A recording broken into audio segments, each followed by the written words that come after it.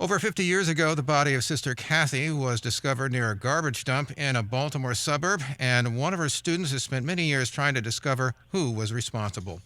Welcome to Delmarva Today. This is Don Rush. Sister Kathy taught at the Archbishop Keough High School in Baltimore, where a priest, Joseph Maskell, has been accused of abusing the young girls who attended the facility. Gemma Hoskins, along with a classmate, has been searching for years to find out the answers to her death, and it has been recounted in a Netflix documentary. But beyond the mystery of Sister Kathy, Hoskins has also written about her own life. It's entitled Keeping On: How I Came to Know Why I Was Born, and we have her on the phone this morning. Welcome to the program. Thank you, Don. It's a pleasure to be here. So what, first of all, sparked your desire to write about your own life? Obviously, it's intertwined with Sister Kathy, and we'll talk about her in a moment. But what was the motivation behind getting that on the page? Right. Well, about 2 years ago, this was after the Keepers was released, everything started to settle down a little bit, but actually my job trying to find out what happened was just beginning. And it occurred to me one day, actually I don't drive, so I have a driver, and this is in my prologue. She said to me, there's two most important days in your life. One is the day you were born, and the other is the day you figure out why. And it was just like a light bulb went off. And I thought, it's very surreal for me, Don, but I'm actually helping to change things in the world, which I don't want to sound real egocentric, but the more I fight and the more I advocate for survivors and to find out about the cover-up of Sister Kathy's murder, the more I'm making a difference in a good way. So I thought, I need to start putting this down on paper.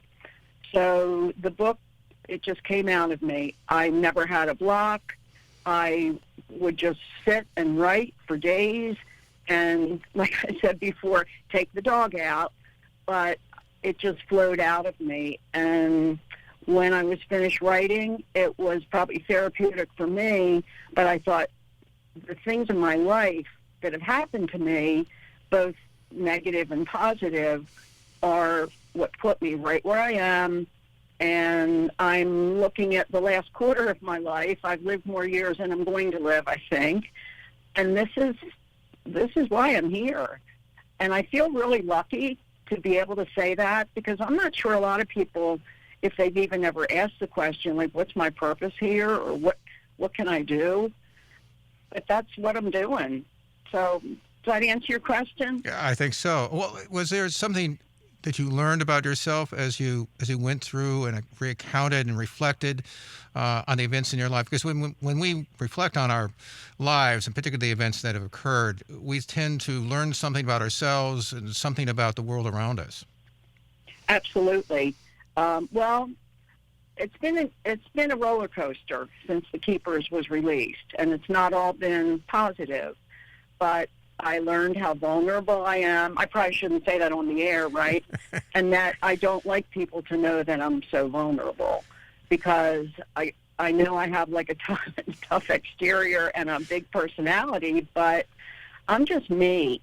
And I take things very seriously. I reflected a lot on relationships in my life, relationships with my mom, with my father.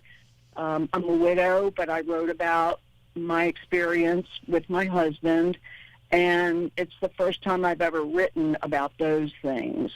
So even if I had never published this, just putting that out on paper for me makes it real. And here's what the biggest insight. I do not have a thin skin, and I wish I did. I'm sorry, I would like to have a thick skin, but I just don't. And so I'm very outspoken. I keep saying, in terms of this case and the survivors, I'm not going to sit down, shut up, or go away. But if I'm going to, be out here fighting for them, I have to develop a thick skin, and it hasn't happened yet. I don't know about that. Well, let me turn to your life. One of the things that struck me, particularly as it relates, obviously, to Sister Kathy, is that you grew up in a Catholic home. What was that like? And obviously, in the 1950s and 60s, prior to, of course, the knowledge of all the scandals that have certainly engulfed the church. What is that? Right. What is that relationship like? Because a lot of people who are not Catholics, they look at this and they're not quite sure what to make of it because they can move from one church to the other. It's not as opposed to say the Catholic Church. Right. And, you know, I didn't even know what was going on at Keto when it was going on. So when the women began to come forward, that was like a huge surprise to most of us. But my family life, I was born in 1952. We lived in a row house, and 5 of us, and then later my grandmother moved in with us, 6 of us. We made out just fine with 3 bedrooms and 1 bathroom. So I would say compared to a lot of people who have shared that their lives behind the door were not as maybe functional as they wish they were, I was very happy as a kid. Yes, very Catholic, and all that is in the book. You know, I went to Catholic school from 1st grade through 12th grade. I wore a uniform every day, and the good thing about that was that there was no competition about what to wear, and you didn't have to pick out something to wear every day. So college was, you know, bell-bottoms and tennis shoes or flip-flops. But anyway, so I grew up in a Catholic family. We went to Mass every day. You know, we got dressed up. If we said we were sick and we couldn't go, my mother would say, well, that's fine, but then you're not going to go out and play. So we'll be ready in 10 minutes, just to be. And when I think about that, this is going to sound harsh. I bought the whole thing. We were a very loving family. We had dinner together every night. I mean, it almost sounds too idealistic, but it's true.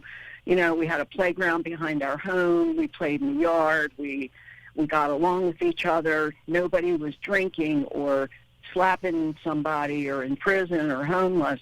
So it was a pretty, not quite beaver cleaver, because my mother sure didn't wear a dress when she was cleaning, but it was a pretty, like, what you would hope to have as a childhood.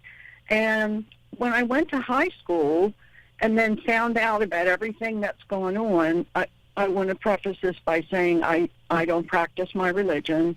I have faith, but I'm not Catholic anymore. And I'm very critical of the institution. And like I said, I feel like I bought the whole package. And to be honest, the whole Catholic school thing for 12 years, for me, looking back, it was based on guilt, fear, and boredom. And I loved school, but I got nothing out of Mass. The Sacrament of Confession, if people know about that, is pretty creepy to me. You know, you go in a dark box and you tell a stranger what you did wrong. None of it makes sense to me anymore. So now that I live in Ocean City, and I'm what I hope people would call a local, I find my energy from looking out on the ocean every day, because nobody can explain the sky. The ocean, the sky, and the sand is where I get my higher power. And looking up at the sky is enough to convince me that somebody else is in charge, because nobody can explain that. That's infinity. I want to turn to Sister Kathy, and I want to move beyond just the idea that she was obviously a murder victim. Describe for me your interaction. I mean, I think you described her as someone who was loving, that somebody who was there for you. I think there's one quote says that Kathy was a beautiful human being. She treated each of us like we were special, but she treated all of us the same. What was that? What was she like? Well, first of all, thank you for reading the book. Of course. Sounds like you've read the whole thing, and I do appreciate that. Gosh, when Kathy walked in the classroom, the first day I was in her English class, it was like somebody opened all the windows and fresh air came in. And I'm a realist, but she truly was a Julie Andrews. She was fun, funny. but she had very high expectations of all of us, and she let us know that. But because of that, and the way she taught or facilitated our learning is more like it, she made us want to jump higher. So, for example, if she gave us a challenge or a project, we probably all achieved it and begged for more. Because what Kathy did, she taught differently than most of the sisters at Keogh. She didn't stand and deliver. She facilitated. So she would ask probing questions. We would talk about novels. And I said this in the series, to be able to read The Scarlet Letter. I'm a high school freshman. And I'm thinking, oh, my God, this nun is really cool, right? And there was nothing about her that was ever disappointing. I do share an experience in the book where she was handing out test papers, and she put mine face down on my desk and kind of raised an eyebrow, because I really worked hard in her class, and I was like, oh, my God, my dad is going to kill me. Well, he wouldn't have done anything. And I turned the edge of it over, and it was an A, and she just started laughing. So Kathy was a breath of fresh air, and I also had the experience of 2 years in the drama club, and she was the drama club coach. So she and a friend, Russell Phillips, Sister Ignatius, they were best friends, and they worked together on projects, although one taught math and one taught English. They both coordinated the drama club. I thrived. I just thrived in her class.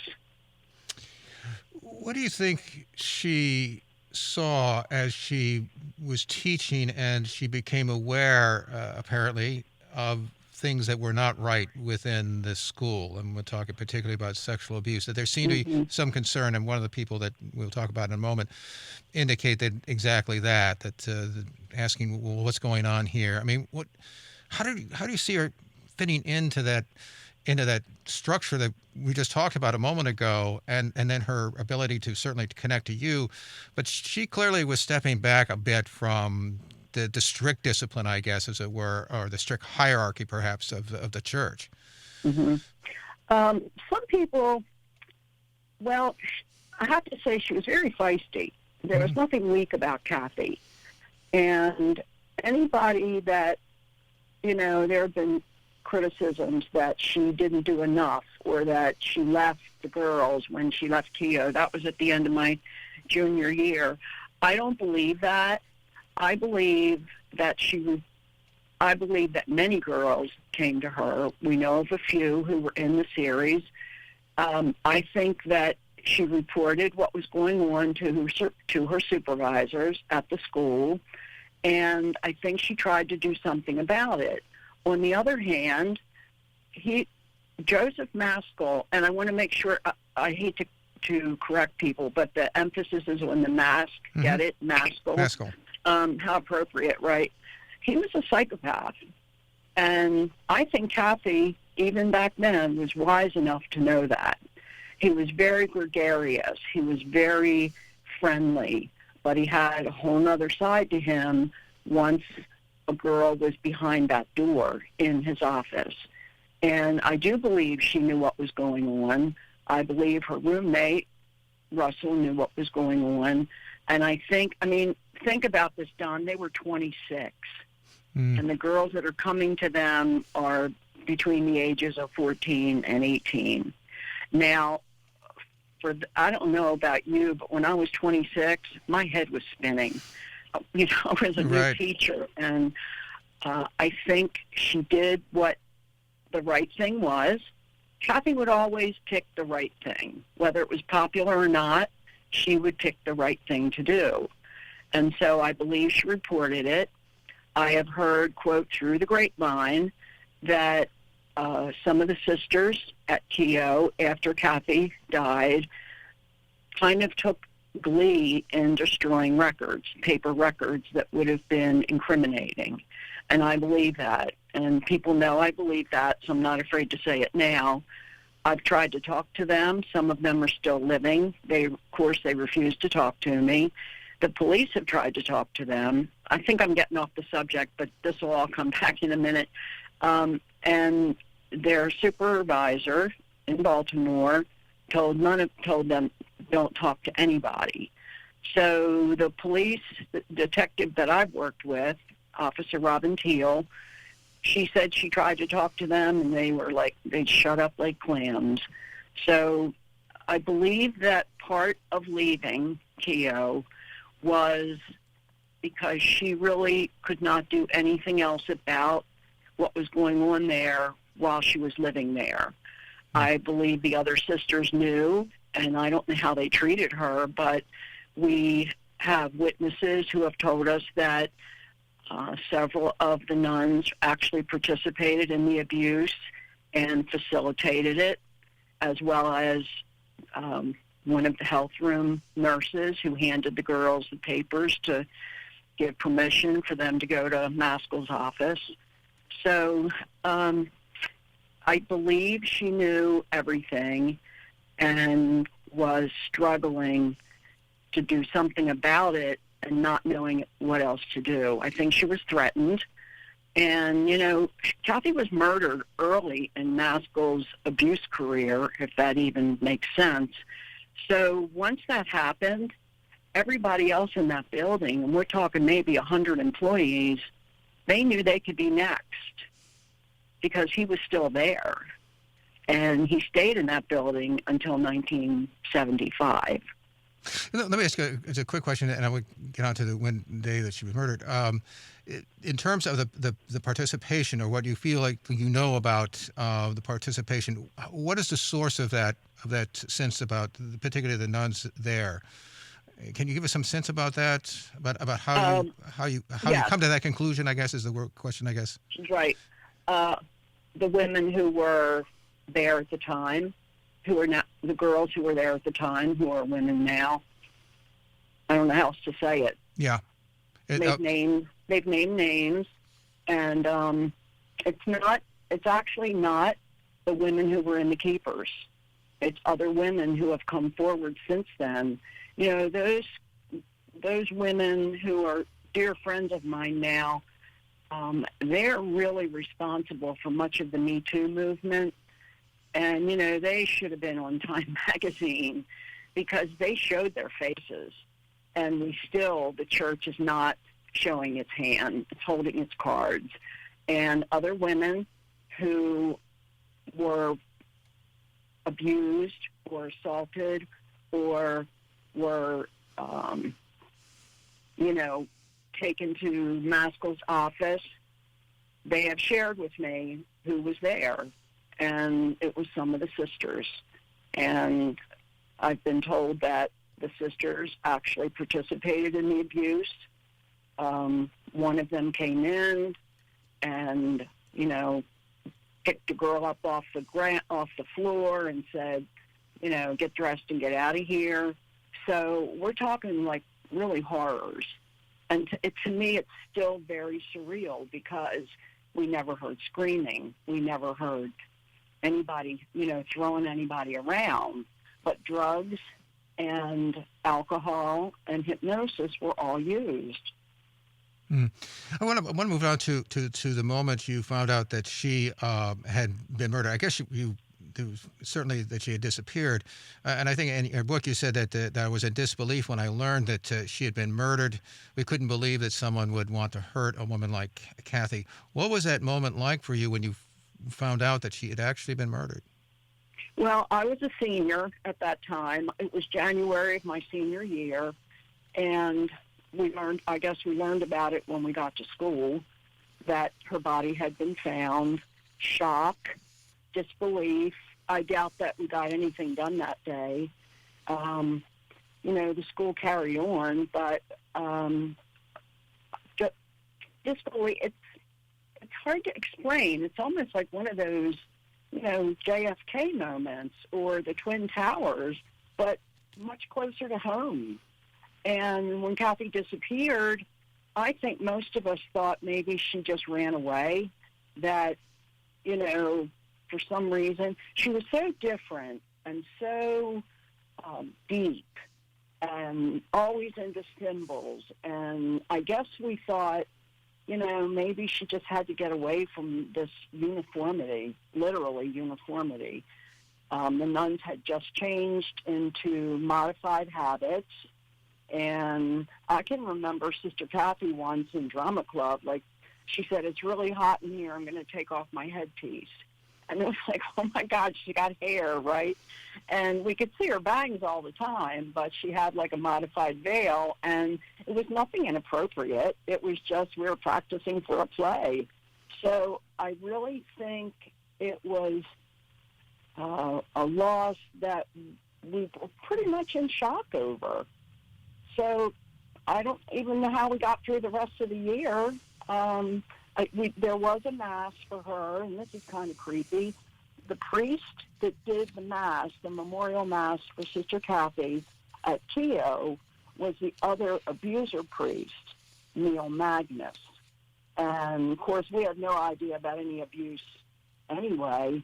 But now I think about, what about the girls who were sitting in that auditorium at that mass, and he had abused them in Maskell's office, and he's up there being a hypocrite, saying a mass for a murdered nun. And he probably knows exactly what happened to her. Turning to who might have killed her, because as I watched the documentary, by the way, it became very complicated as to what the various links were and who might have done what. One of the key figures in this, I guess, is Jean Werner. Tell me a little bit about her story, because her story really puts him, Maskell, and sort of in the center of this, at least in terms of what her account is. And now she also says, I guess, that she's beginning to remember, which, obviously they're critics of such a memory process. But tell me about her. Well, her personality is delightful. But Jean keeps a very low profile and is very guarded, and I don't blame her. She has been to hell and back. And she stays off of social media, except for, I believe, one very safe Facebook page in which I'm involved. And she is very closed-mouthed, except for what people actually heard and saw in the Keepers. And she was abused by both priests, a number of business people, and some police officers who came into Maskell's office. Now, there was not just an entryway from the hall. This gets kind of technical, but there was an area where there's a fire door between his office and the chapel. How convenient. So he could let men in through that door. And it was behind a concrete lattice work. Now everybody's going to run over to Keogh, and I can send you some pictures so you can see what it looks like. But there was concrete lattice work that was open on one end. And so if there was often police cars sitting in the circle, and that's very common today because every school has a school resource officer, right? Well, Maskell told the girls that the police car was out there because he had turned in a bunch of names of girls who were using drugs in the building, and the cops were out there waiting to see if the girls were going to come and go and, in their cars or deal drugs, like crazy stuff. So for Jean, she's shared a little bit more with me and probably with Abby, but it's all confidential. Mm-hmm. Her abuse was horrendous.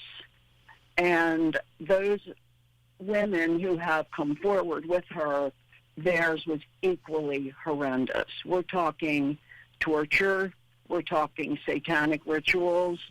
We're talking, I've talked to one woman who was beat up, but only in the areas that her uniform would cover, like between her shoulders and her knees. So it upsets me even talking about it. Jean has written a book, and I'm going to recommend that people read it. It's not easy. It's a poetry book. And I'm drawing a blank on the name of it now, but it's a collection of her thoughts while, during, what was going on during the time that she was being abused. Right now, as I said, she keeps a very low profile. She does not like doing interviews. If she does a presentation, She prefers having somebody with her. I've done several with her, and it's been really a rich experience for both of us because I was very lucky. I was never even smacked, or I don't even know if I was ever spanked. But she has been through things that, like, it's hard to even say. Now she puts him with the body, right? Yes, she was taken a few. Now I'm glad you brought this up. She was taken a few weeks after Kathy disappeared. Maskell took her one afternoon. Now, Kathy disappeared in early November of 1969. He took her a few weeks later to see Kathy's body. And she has shared with me where that was, and that's her business, and I respect her, confidentiality. But I believe her, because when she talked about seeing maggots, people will remember in the keepers, I did some research on the temperatures, and it got very warm in November following Kathy's disappearance. And I also, unfortunately for me, did research on the life cycle of maggots. Mm-hmm. And when it gets warm, they are very active. When it begins to get cold, they burrow deeper into tissue. Now, when Kathy was found in January, it was very cold. There had been snow.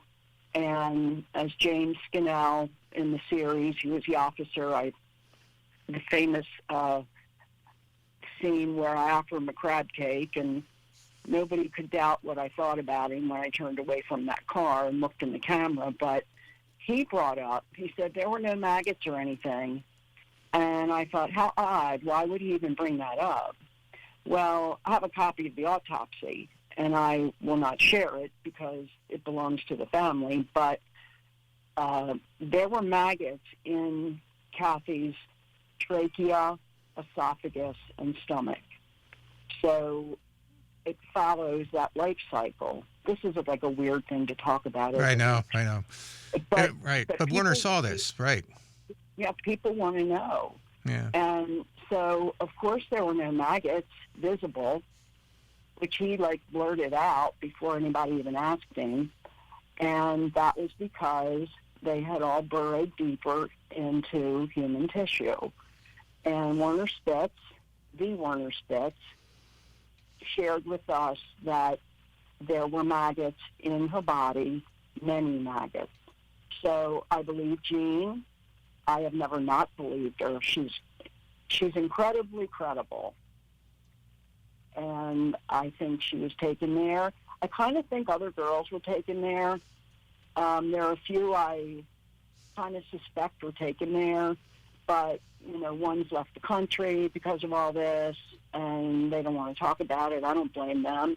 Some of the perpetrators are still living. Some of the people who were involved in the abuse and maybe the murder, they're still living. And I'm probably, going on your show, I'm probably not helping my own safety, but the more public I am, the safer I am. Let me ask you. Yeah, let me ask you finally, in the minute or so we have left. What do you say to people who, particularly the descriptions you have of what went on in his office and so on? People will hear that and they'll say it's just too unbelievable. I mean, not just simply abuse, which people can say, oh, okay, because we've seen certainly from the Catholic Church a number of cases of abuse, but it goes beyond that when you talk about a satanic, for instance, something satanic and so on. I mean, it seems almost larger than life. I mean, if some people say it's just so fantastic, what would you say to them? Yeah. What I say to them is that it didn't all happen in the office. It happened in dirty motel rooms. It happened in girls' homes. It happened in the basement at Keogh, where we were told we weren't supposed to go. It happened on the altar in the chapel at Keogh. Maskell would lock the doors to the office, to the hallway. There were double doors right next to his office, and girls were raped on the altar in that chapel. Does that answer your question? I suppose in one sense I, yeah. I mean, it's I just that, don't mean to sound. Yeah, yeah. I know I'm trying to defensive with you. I It's don't kind of mean like to. it's kind of like I mean, it's so beyond the pale, if you know what I mean. I mean beyond just simply the kind of abuse that we're used to hearing Well, from the church. But I mean, let me put it this way. Again, girls were neutralized with drugs, hypnosis, and alcohol. Okay, and this is tough. Maskell and Magnus took Polaroid pictures of what they were doing, and they kept those pictures in a file cabinet and used those to threaten those girls. So if somebody said to me, I have a picture of you taking taking a grape off of the bunch of grapes at the Food Lion, I wouldn't want that picture out there. That's going to make me look bad. And it's a grape, for Pete's sake. But that's how they were able to control. I have learned so much about psychopathy. I didn't even know that was a word, right? And this is how they operate. And psychopaths, sociopaths, whatever you want to call them, they have two personalities. They are very manipulative. And these girls, for example, Jean talks about a man in a uniform who was the most violent abuser. She talks about this in the series, was in Maskell's office, and she turned to Maskell for help because suddenly now he, being her abuser, brings somebody in who's worse than he is, and where does she have to turn but to him?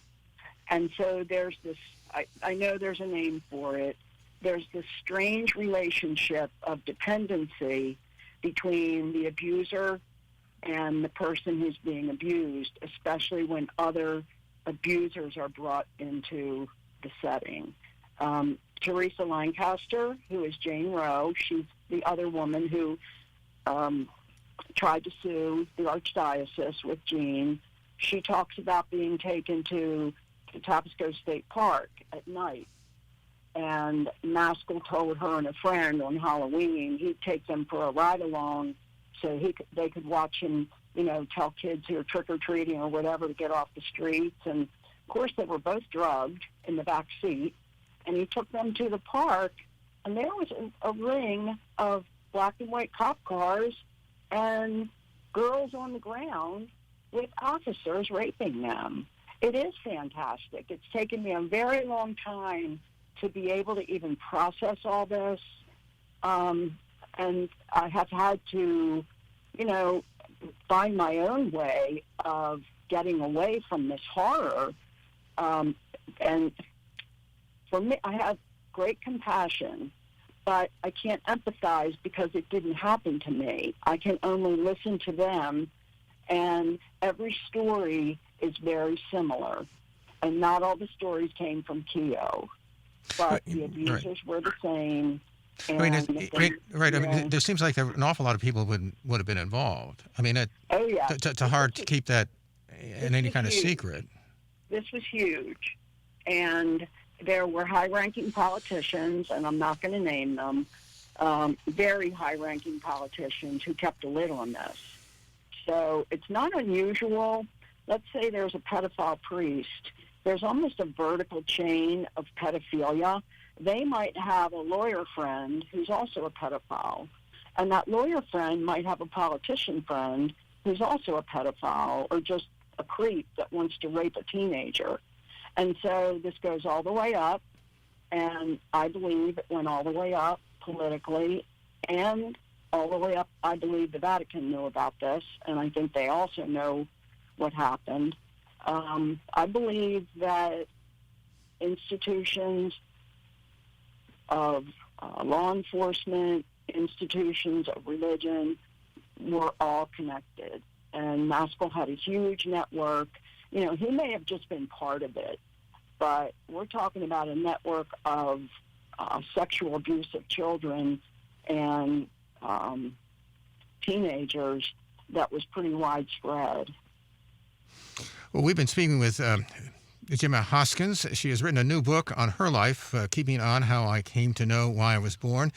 And of course, she has been leading an investigation into the death, the murder of Sister Kathy some 50 years ago. And we appreciate you taking the time to talk with us this morning.